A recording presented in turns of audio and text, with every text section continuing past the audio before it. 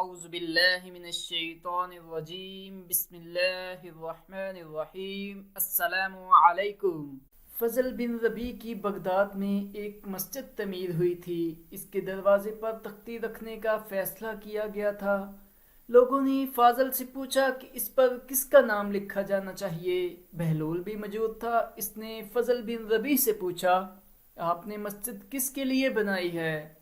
فضل بن ربیع نے جواب دیا، اللہ کے لیے۔ بہلول نے کہا، اگر آپ نے یہ مسجد اللہ کے لیے بنائی ہے تو تختی پر پھر آپ کا نام نہیں لکھا جانا چاہیے۔ بہلول کی یہ بات سن کر فضل بن ربیع نے غصے سے کہا کہ میرا نام تختی پر کیوں نہیں لکھا جانا چاہیے؟ لوگوں کو یہ جاننا تو ہوگا کہ مسجد بنانے والا کون ہے۔ کیا پھر یہ لکھا جانا چاہیے کہ اس مسجد کو بنانے والا بہلول ہے؟ بہلول نے کہا کہ یہ بھی تختی پر نہیں لکھا جائے گا۔ اگر آپ نے یہ شہرت اور خود نمائش کے لیے مسجد بنائی ہے تو آپ اپنا انعام گنوا بیٹھیں گے اور آپ کو اللہ سے کوئی صلہ نہیں ملے گا۔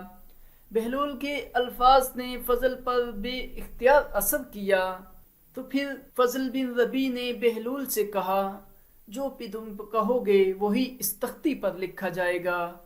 اس بار بہلول نے کہا، مسجد کے دروازے پر قرآن مجید کی ایک آیت لکھی جائے گی، اور پھر اس دروازے پر وہ تختی لگی جس پر ایک قرآن مجید کی آیت لکھی ہوئی تھی۔